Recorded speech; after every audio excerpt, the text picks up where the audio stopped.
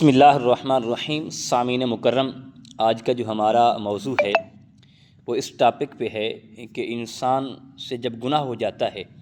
مثال کے طور پر انسان نے زنا کر لیا ہے، تو اب اس کی توبہ طیب کیسے ہو، توبہ کیسے کرے، اور توبہ کرنے کا صحیح طریقہ کیا ہے، اس بارے شریعت کیا کہتی ہے، شریعت کے کیا احکام ہیں اور کون کون سی چیزیں لاگو ہیں توبہ کرنے کے لیے۔ آج اس ٹاپک پہ ہم بات کرنے جا رہے ہیں۔ انشاءاللہ العزیز جو بھی مسائل ہیں انشاءاللہ بہت آسانی کے ساتھ آپ کو سمجھ بھی آئیں گے اور اللہ پاک آسانی بھی فرمائے گا۔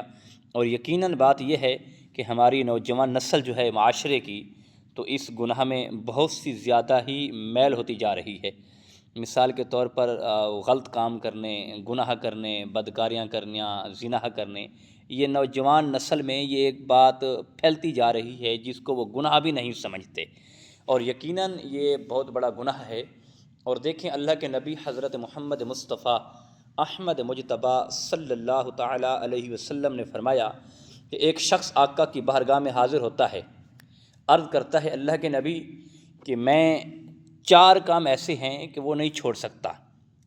باقی میں آپ کی کلمہ بھی پڑھنے کے لیے تیار ہوں، مسلمان ہونے کے لیے تیار ہوں، لیکن 4 کام ایسے ہیں جو میں نہیں چھوڑ سکتا۔ تو اللہ کے نبی نے فرمایا وہ 4 کام بتا کون سے ہیں؟ اس نے کہا کہ حضور عرض یہ ہے کہ میں پہلی بات تو یہ جھوٹ بولتا ہوں، اور دوسری بات یہ ہے کہ شراب پیتا ہوں، اور تیسری بات یہ ہے کہ میں زنا کرتا ہوں، اور چوتھا گناہ بھی اس نے بتایا اللہ کے نبی حضرت محمد مصطفیٰ صلی اللہ تعالیٰ علیہ وسلم کو فرمایا کہ میں چوتھا گناہ یہ کرتا ہوں کہ میں دوسروں کے ساتھ، یتیموں کے ساتھ، غریبوں کے ساتھ ظلم کرتا ہوں، یعنی یتیموں کا حق کھاتا ہوں۔ یہ چیزیں میں نہیں چھوڑ سکتا، زنا کرتا ہوں، بدکاری کرتا ہوں، اور شراب پیتا ہوں، اور سود کھاتا ہوں، یعنی سود جیسی لعنت بھی اس نے کہی کہ آقا میں یہ کرتا ہوں۔ تو اللہ نے عرض کی کہ اللہ کے نبی میں ایک کام چھوڑ سکتا ہوں ان میں سے، آپ جو کہیں۔ اللہ کے نبی نے یہ نہیں فرمایا کہ تو زنا کرنا چھوڑ دے، اور تو سود کھانا چھوڑ دے، تو شراب پینا چھوڑ دے، یا تو جھوٹ بولنا چھوڑ دے، بلکہ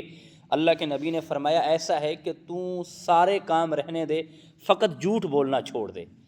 اب جب اس نے یہ وعدہ کر لیا تو اب واپس گیا، تو جب اس نے چاہا کہ دل کرتا ہے کہ شراب پی لوں، پھر دل میں خیال آیا کہ وعدہ کر کے آیا ہوں کہ جھوٹ نہیں بولوں گا۔ اللہ کے نبی نے پوچھ لیا تو کیا بتاؤں گا کہ آقا میں شراب نہیں پی کے آیا، میں جھوٹ تو بول نہیں سکتا، سچ بتانا پڑے گا، وہاں مصطفیٰ کی دربار ہے، لہٰذا ایسا ہے کہ میں یہ شراب نہیں پیتا۔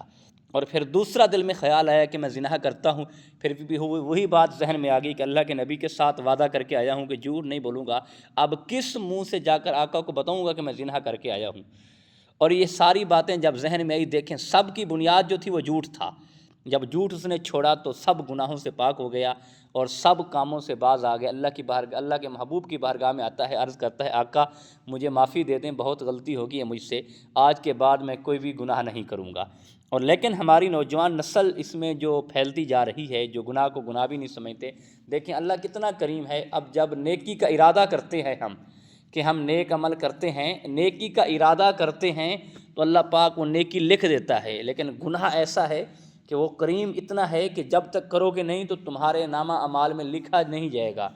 اللہ چاہتا ہے کہ ہو سکتا ہے یہ اگر گناہ نہ کرے، یہ باز آ جائے، کوئی رکاوٹ بن جائے، لیکن نیکی کا حکم یہ ہے کہ جیسے ہی تم نیت کرتے ہو نیکی کی تو اللہ رب العزت اسی وقت فرشتوں کو حکم دیتا ہے کہ اس کے کھاتے میں نیکی لکھ دو، وہ چاہے لیٹ کر دیں آپ، چاہے جلدی کر دیں، اللہ اتنا کریم ہے۔ تو اور سچے دل سے توبہ کرنی چاہیے۔ انسان سے گناہ ہو جاتا ہے کیونکہ انسان خطا کا پتلا ہے، انسان سے گناہ ہو جاتا ہے، یہ مسئلہ نہیں ہے، لیکن انسان گناہ سے سچی توبہ کرے، اللہ رب العزت کی بارگاہ میں گڑ گڑا کے توبہ کرے، کہا کہ مولا مجھ سے غلطی ہو گئی ہے، اور نوافل ادا کرے اور رب سے معافی مانگے۔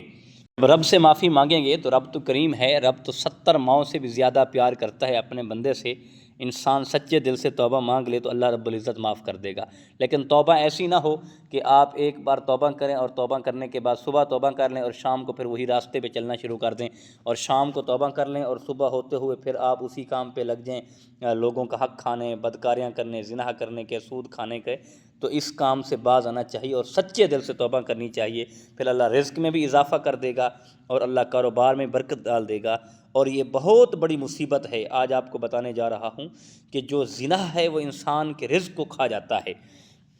رزق کو کھا جانے سے مراد یہ ہے کہ انسان کے کاروبار جو ہے وہ زنا کی عادت سے وہ ختم ہو جاتا ہے، زنا